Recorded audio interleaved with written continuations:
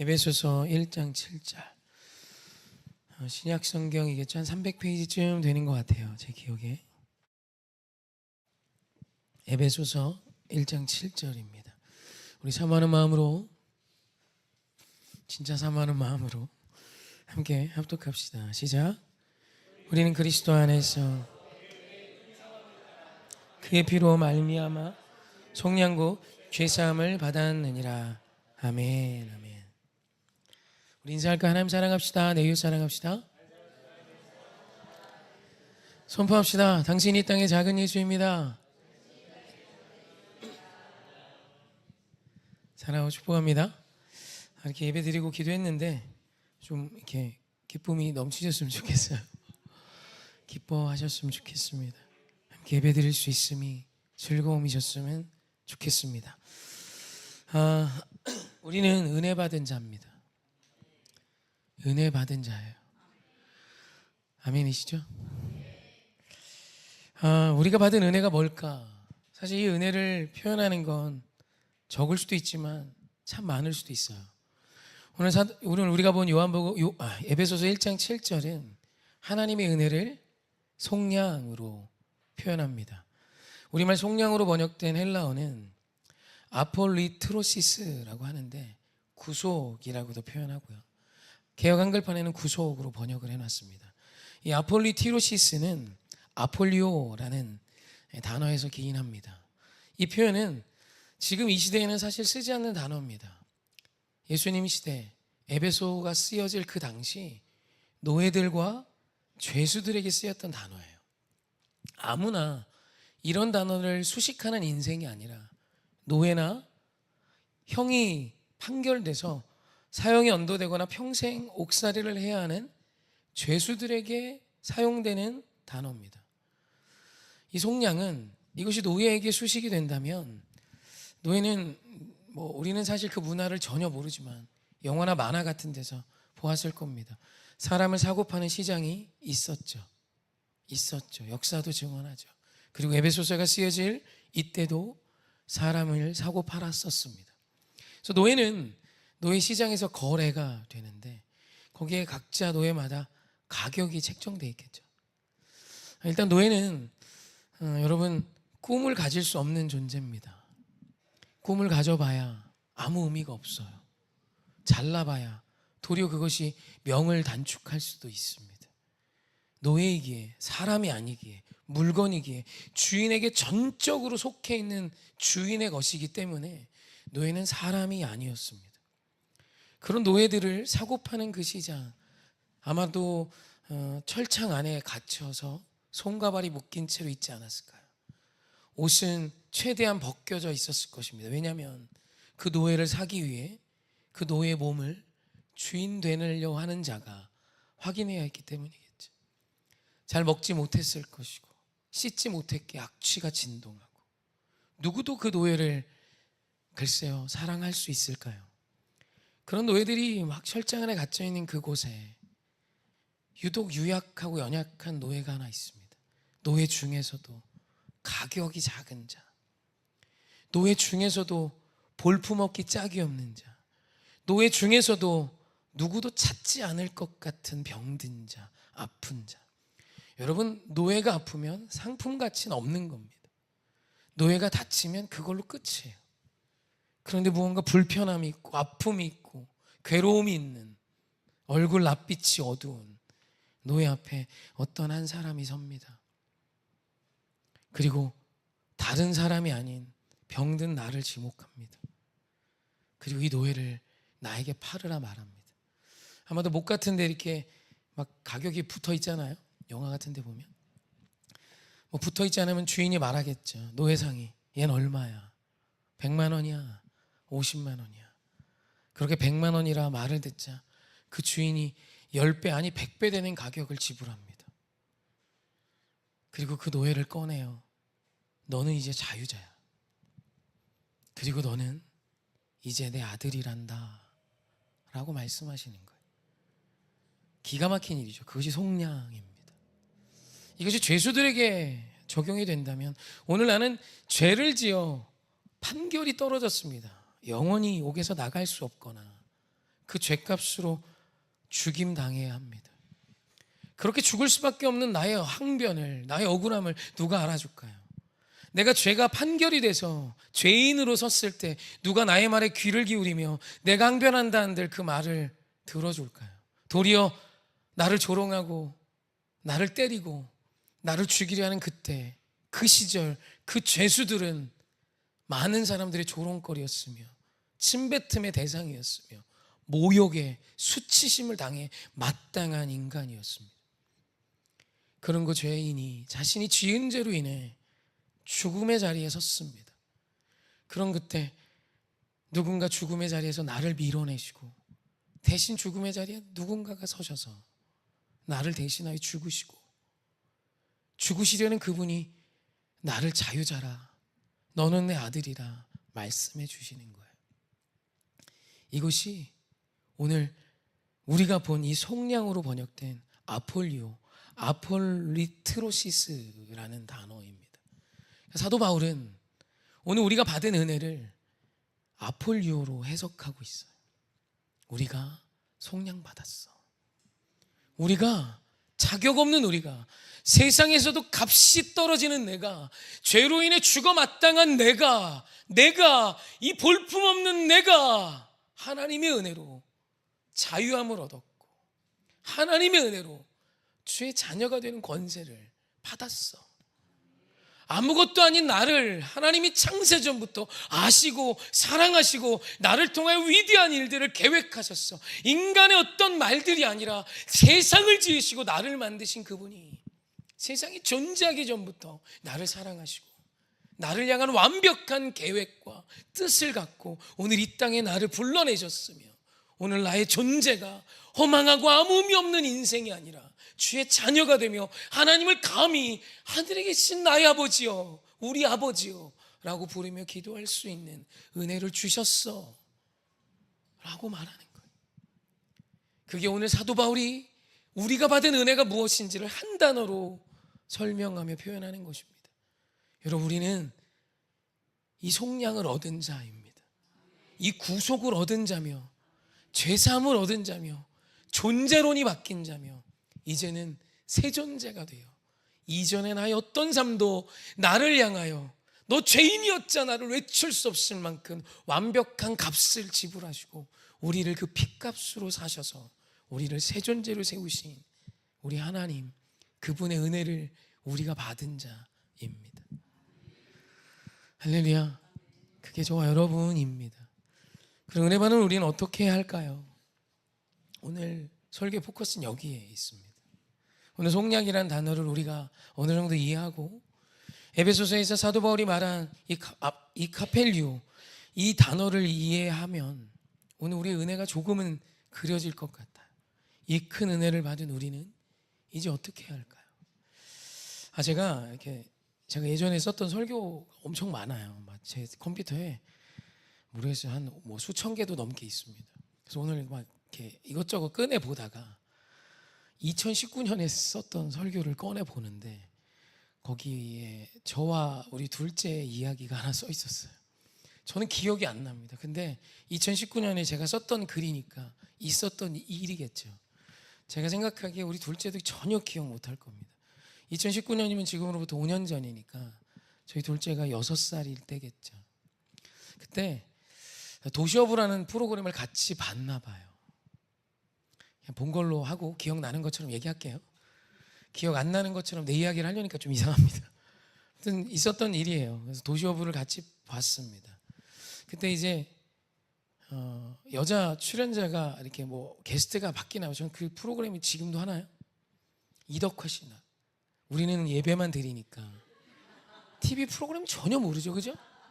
어떻게 이렇게 전혀 모르는 표정을 지을 수 있죠? 아무튼 2019년에 그걸 보는데 김세롬 씨라고 써 있더라고요. 김세롬 씨가 그때 나와서 이렇게 낚시를 하는데 참치를 잡으러 간 거예요.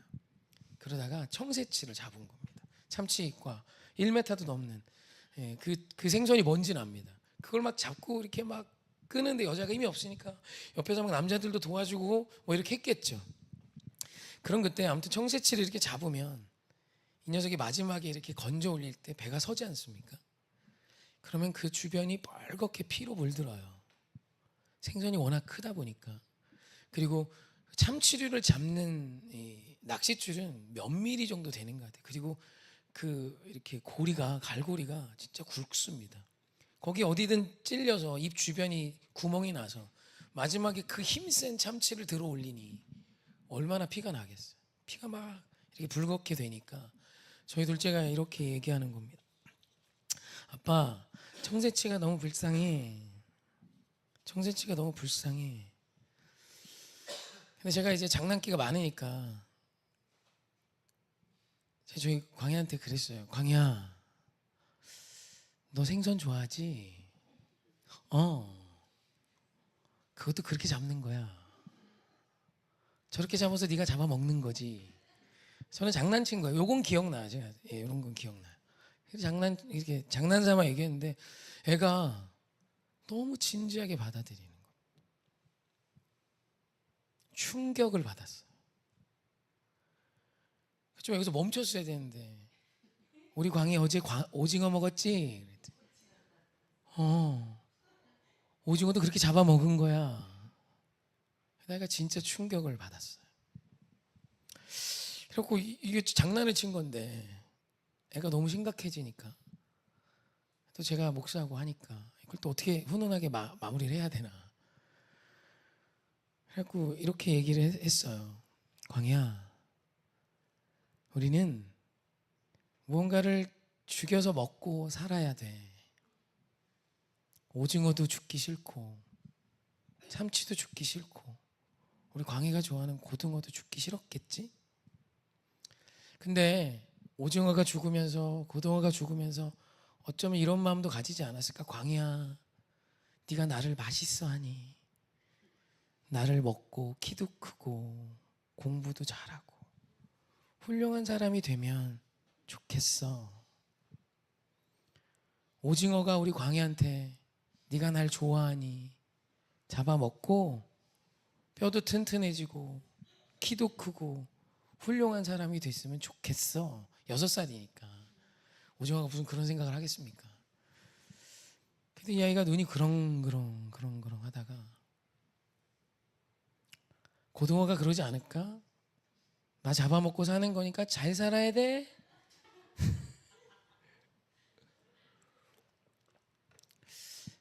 그때 이 글에 그렇게 써 있었으면 저희 아들이 펑펑 울었대요. 그럼 이러면서 울었다고 써 있었어요. 아빠, 고등어한테 너무 미안해. 오징어한테 너무 미안해. 고등어하고 오징어한테 너무 미안해. 그래서 제가 물었어요. 그럼 앞으로 안 먹을 거야? 먹을 거야. 그러면 그거 먹고 오징어와 고등어가 널 위해 죽었으니 멋진 사람으로 살으면 되지 않을까? 그때 이렇게 적혀 있었어요. 아빠, 나 고등어 오징어 맛있게 먹고 멋진 사람 할 거야. 내가 멋진 사람으로 커서 아름다운 사람으로 커서 멋진 아들로 클 거야. 그렇게 써놨더라고요. 그리고 그 다음에 제가 이렇게 써놨더라고요. 그 얘기를 듣고 제 마음이 뜨거워졌습니다. 뭐 오징어 고등어 우리 맨날 잡아먹는 거고, 그죠? 이제 뭐 한우도 선물로 막 할 거고, 그죠? 어린 아이의 눈에 피를 흘리며 잡혀온 청새치를 보며 불쌍함을 느꼈고, 내가 먹고 사는 것들이 그런 것들이란 사실을 알고 눈물을 흘렸습니다. 그리고 이 아이에게 물론 제가 고등어 입장에서 오징어 입장에서 재미난 이야기처럼 이야기했지만 유언처럼, 그죠? 오징어가 죽어가며 유언하는 것처럼 이야기했지만 이 아이는 그 얘기를 듣고 내가 저 오징어와 고등어를 잡아먹고 사는 사람이라면 잘 살아야겠다. 훌륭한 사람으로 커야겠다. 키도 크고 멋지고 건강한 사람으로 살아야 되겠다라는 결심을 6살짜리가 했습니다. 사실 이것이 사람이고 사실 이것이 인간다운 생각이 맞지 않습니까? 오늘 우리가 예수 그리스도를 잡아먹고 사는 자입니다. 오늘도 내 죄로 그분을 십자가에 못 박고 또 내 죄값을 지불하시며 그분을 늘 잡아먹고 사는 자가 저와 여러분 아닙니까? 고등어의 은혜 따위에 비교할 수 없는 나를 지으신 분, 나의 시작이시고 오늘 온 우주의 통치자이신 그분이 사람으로 이 땅에 오셔서 나와 같은 삶을 사시고 내가 구하기도 전에, 아니 어떻게 구합니까? 나 대신 죽어달라고 세상을 지으신 그분께 그런 자격도 없는 나를 위해 나의 죄인된 나를 속량하시기 위해 내가 구할 수도 없는 그 말도 안 되는 일을 우리에게 행하신 그 은혜를 받은 우리가 은혜 받은 자로 살아야 하는 것은 마땅한 사람됨이 아닐까요? 사랑하는 성도님, 오늘 저와 여러분은 은혜 받은 자로 가정에서 남편으로, 아내로, 자녀로, 가족으로, 친구로 살고 계십니까? 은혜 받은 자로 나는 내게 허락하신 그 자리에서 살고 계십니까? 오늘 그 생각을 했으면 좋겠습니다. 사실 사도 바울은 에베소에서 속량이라는 이야기를 하기 전에 내가 누구다라는 소개를 합니다. 에베소서 1장 1절입니다. 함께 합독해 볼까요? 시작. 하나님의 뜻으로 말미암아 그리스도 예수의 사도된 바울은 에베소에 있는 성도들과 그리스도 예수 안에 있는 신실한 자들에게 편지하노니. 아멘. 사실 에베소서 1장 1절뿐만이 아니라 사도 바울이 쓴 대부분의 서신에서 바울은 자기 자신을 이렇게 소개합니다. 예수 그리스도의 사도된 나 바울은, 그리스도 예수의 사도된 바울은. 우리말 사도로 번역된 헬라어는 아포스톨로스입니다. 보냄받은 자예요. 사자란 뜻이기도 합니다.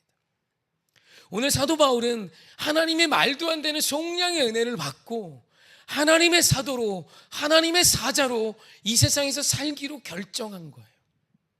그래서 사도 바울은 늘 자신이 쓰는 서신마다 나는 하나님의 사도지, 나는 예수 그리스도의 사자야, 나는 하나님의 사도며 나는 예수께서 이 땅에 보내신 사자지 라고 고백하는 거예요.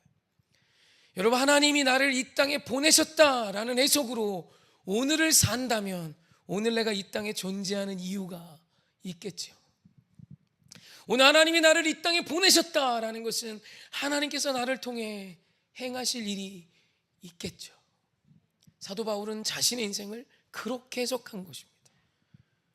예수 그리스도를 박해하고 예수 그리스도를 믿는 자를 투옥시키고 잡아 가두고 죽였던 스데반 집사를 돌에 맞아 죽게 했던 그 사도 바울이 말도 안 되는 예수 그리스도의 속량을 얻고 이제는 자기 스스로를 하나님의 사도요, 하나님의 사자요, 하나님의 편지임을 고백하고 사는 거예요. 여러분, 내 편지가 아니에요. 하나님의 편지입니다. 여러분, 그 편지에 무엇이 쓰여 있을까요? 하나님이 우리를 향하여 하시고자 원하시는 이야기들이 가득하겠죠. 내가 너에게 하고 싶은 말이 아니에요. 하나님이 나에게 하고자 원하시는, 하나님이 우리에게 하고자 원하시는, 하나님이 세상에 하고자 원하시는, 나는 그 말을 전하다 죽기를 각오한 자, 나는 은혜를 받은 자로 하나님의 말을 전하다 죽기를 각오한 자로 살겠다는 뜻입니다. 사도 바울의 결정은 속량을 얻은 나는 주의 사도로 살다 가겠습니다 였습니다. 그래서 사도 바울은 사도행전 20장 24절에서 이렇게 자신의 삶을 고백합니다. 함께 합독합시다. 내가 달려갈 길과 주 예수께 받은 사명 곧 하나님의 은혜의 복음을 나의 생명조차 조금 더 귀한 것으로 여기지 아니하노라. 아멘. 사도 바울이 예루살렘으로 갈 때 많은 주변의 사람들이 그를 말립니다. 선지자 예언이 거기 가면 결박과 박해와 투옥이 있고 죽음이 있을 것을 예언합니다. 그 예언을 듣고 모두가 사도 바울을 말립니다. 그때 사도 바울이 한 말입니다. 나는 나의 달려갈 길과 주 예수께 받은 사명 곧 하나님의 은혜의 복음을 증언하는 일을 마치려 하면은 나의 생명을 조금 더 귀히 여기지 않는다. 내 생명을 귀히 여기지 않는다는 것이 아니에요. 내 생명이 귀하지만 주님이 내게 주신 사명을 이루는 것 앞에는 나의 생명을 조금도 귀히 여기지 않을 거야를 선포하며 자신의 삶을 사도로서의 오늘로 채웠다라는 것입니다. 사실 오늘 저와 여러분이 이런 결정을 할 수 있을진 잘 모르겠습니다. 저도 이런 결정을 하고 싶습니다. 아니, 사실 했었습니다. 주님이 저를 처음 만나주시고 주의 종으로 부르시고 목사로 안수하시는 그때 때마다 이 사도행전 20장 24절의 고백을 전했습니다. 그런데 어느 순간 보니 하나님이 내게 주신 사명보다 내 생명이 더 귀해져 있고, 하나님이 내게 주신 소명보다 내 욕망이 더 앞서는 때가 있었습니다. 그런 그때 다시 은혜 받았음을 기억하며 주님이 내게 맡겨주신 그 거룩한 복음을 증언하는 일에 제 삶을 다시 드리기로 오늘 말씀을 준비하며 한 번 더 결정했습니다. 사랑하는 성도님, 오늘 우리 하나님은 오늘 이 땅에 우리를 우연히 지어 놓으신 것이 아닙니다. 주님의 거룩한 뜻과 계획 속에 복된 은혜를 주시며 우리를 이 땅에 보내셨다라고 사도 바울을 통해 우리에게 선포하여 주십니다. 여러분, 주님께 보냄받은 자라는 것이 얼마나 영광스러운 것입니다. 그냥 내가 어디에서 와서 왜 삶이 어디로 가는지를 모르는 세상의 허다한 사람이 아니라 오늘 이 땅에 주님이 내게 맡겨주신 사명이 있어 왔고 주님이 내게 맡겨주신 그 일을 이루며 살다가 내 생명도 조금도 귀하게 여기지 않을 만큼 존귀하고 아름다운 하나님의 거룩한 복음의 영광을 맛보고 그 거룩한 복음을 위해 사는 우리 하루하루를 채워간다는 것은 얼마나 풍요롭고 풍성한 것입니까? 여러분, 세상에서 진짜 행복한 사람은 죽어도 되는 일을 찾은 자가 아닐까요? 죽으면 안 돼. 죽으면 아무것도 없어. 똥밭에서 굴래도 이승이 좋지라는 세상의 가치가 아니라 죽어도 좋은 가치를 발견한 그때 오늘 우리 인생에 가장 큰 기쁨이 임하는 것이 아닙니까? 할렐루야. 여러분, 부모된 분들이 우리 자식한테 생명 걸죠. 그래도 고민하는 표정을 몇 분 지으시는데 아마 자녀를 만나면 그죠, 아이를 낳는 게 보통 힘든 일은 아닐 것 같습니다. 뱃속에서 다 커진 개가 이렇게 얼마나 힘들까. 골반뼈가 막 늘어났다 줄어든다며. 그 고통이 뭔지 잘 모르겠어요. 요즘 제가 이렇게 운동하면서 이렇게 운동하거든요. 막 이렇게 스트레칭이 난 너무 이렇게 괴로운지 몰랐어요. 인간이 내 관절을 펴서 뭔가를 하는 게 그렇게 괴로운 일인지 다 몰랐어요. 지옥 가대 지옥. 근데 애를 낳을 때 얼마나 아팠을까. 근데 그렇게 아파 내 품에 내 젖을 빨아먹잖아요. 그리고 그렇게 태어나서도 어머니 수고했어요가 아니라 내 젖 빨아먹고 있잖아요. 그리고 저는 큰 애를 낳았을 때 이 녀석이 제 품에 안겨서 첫 번째 했던 게 뭐냐면 똥 싸는 거였습니다. 딱 앉자마자 푸드득 푸드득 푸드득 푸드득 툭툭툭. 이게 뭔 소린가 그랬더니 저는 이해가 안 됐어요. 태어나자마자 얘가 왜 똥을 싸지? 먹은 게 뭐가 있다고? 태변을 본대요. 그래서 제 품에서 첫 번째 했던 일은 우리 애들 약 올리지 마. 은결. 형 태어나자마자 똥 쌌다며 이러지 마. 목사님한테 요즘에 따져. 자기 얘기하지 말라고. 아무튼 막 똥을 싸요. 그러고 엄마 젖 빨아먹고 아무것도 대단한 걸 하는 것이 없는 그 아이를 보고 기뻐하지 않습니까? 왜죠? 내 생명보다 귀한 가치를 만나서 그렇잖아요. 여러분, 그런데 내 생명보다 귀한 가치를 만나서 사는 자로 오늘 사도 바울이 살고 있다면 그 인생이 괴로움일까요? 여러분, 그 인생은 행복일 것입니다. 자라서 은혜 받은 자로 은혜를 갚으며 살라는 것이 아닙니다. 은혜 받은 자로 더 기쁜 날을 살아내십시오. 생명보다 더 큰 가치를 만나고 사십시오. 할렐루야. 명절입니다. 이 명절 때 여러분, 이 가정의 회복을 포기하지 마십시오. 저는 그걸 늘 명절마다 기도합니다. 명절 때 오늘 우리 가문의 회복을 포기하지 마십시오. 나라와 민족과 열방을 위해 기도하는 한국교회 성도들 진짜 많은데 시부모님 위해서 좀 뜨겁게 기도하십시오. 별로 없는 것 같아. 잘 못 봤어. 시부모님이 금식하고 이러는 분들. 그리고 우리 그죠? 아름다운 내 아내를 나에게 내어준 장인 장모님을 위해서 힘을 다해 기도하십시오.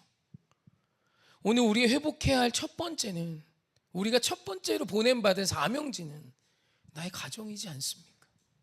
할렐루야. 자녀의 회복을 포기하지 마십시오. 너무 괴로워하지 마십시오. 주님의 능력의 손이 만지시고 고쳐 가실 것입니다. 믿음의 선포를 하며 오늘 내 자녀의 회복을 포기하지 마십시오.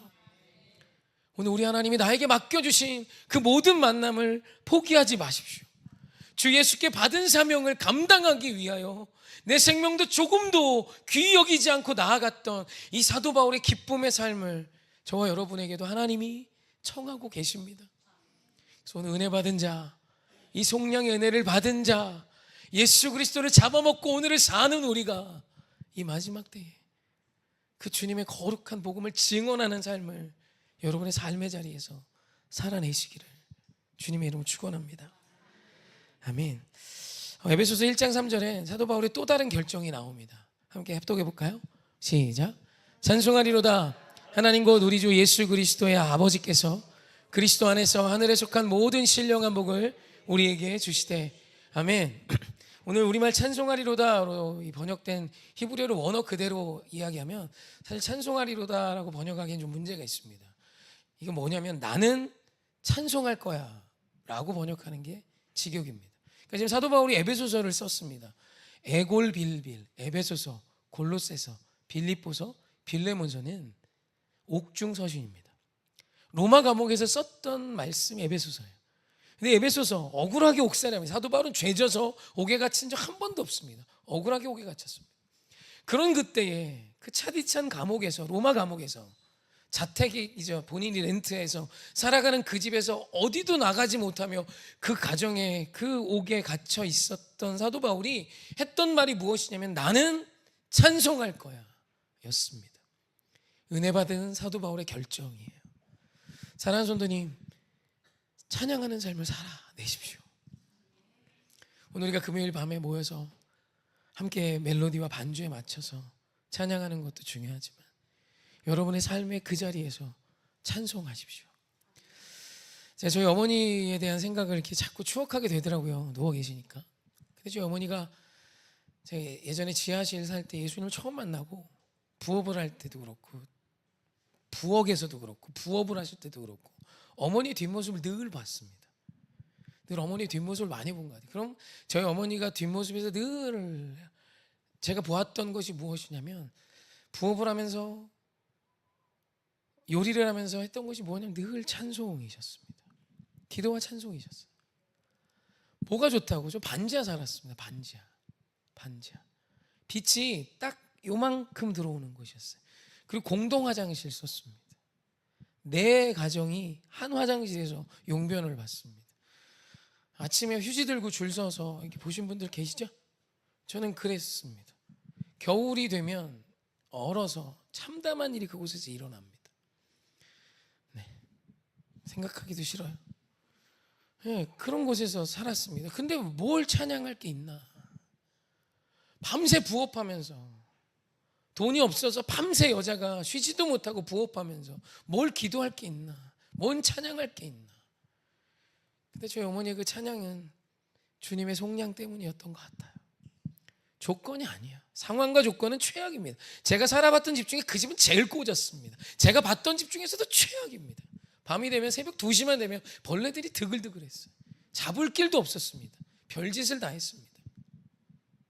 그런 곳에 살면서 닦고 또 닦아도 반지하라 습한 그곳에 살았던 그 돈벌레들이 전 너무 싫었어요. 그곳에서 늘 찬양했던 어머니 뒷모습이 오늘도 말씀하는데 생각나더라고요. 여러분, 이 찬양의 거룩한 삶이 복음 전파입니다. 어려운 그때 찬송하십시오. 악소리 내지 마세요. 분노하고 소리 질러봐야 여러분 그건 하나님의 영광이 아닙니다. 주님의 일하심을 믿고 이 고난을 다도하여 선을 이루실 그 하나님을 기억하며 노래하십시오. 나는 찬송할 거야. 내가 옥중에 있지만 죄 지은 거 아무것도 없어. 나 잘못한 거 아무것도 없어. 하나님이 나라 위해 열심히 나아갔더니 오늘 나에게 지금 현실은 옥에 갇히는 것뿐이지.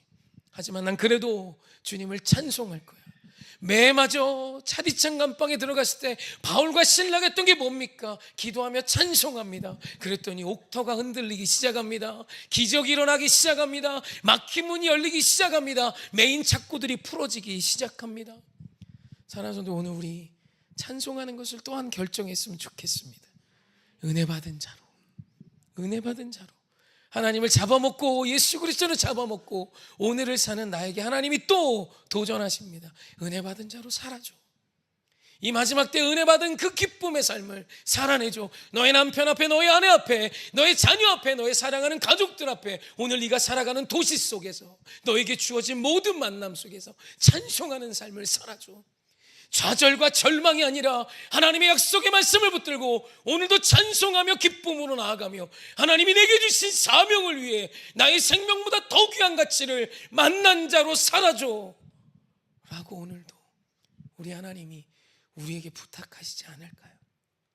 그분은 명령하셔도 되잖아요. 그렇게 하라고. 근데 내가 만난 하나님, 저를 찾아와 주신 하나님 한 번도 그렇게 말씀하신 적이 없어요. 아들아, 나와 함께 가지 않을래? 나의 나라를 위해 너의 삶을 드리지 않을래? 거기에 아멘하며 울었던 그 기억, 그 감사가 오늘 이 밤에 저와 여러분에게 회복되기를 주님의 이름으로 축원하고 부탁드립니다. 아멘. 할렐루야. 우리 옆 사람 몸에 한번 인사해 볼까요? 우리는 은혜 받은 자입니다. 한번 인사합시다. 아멘.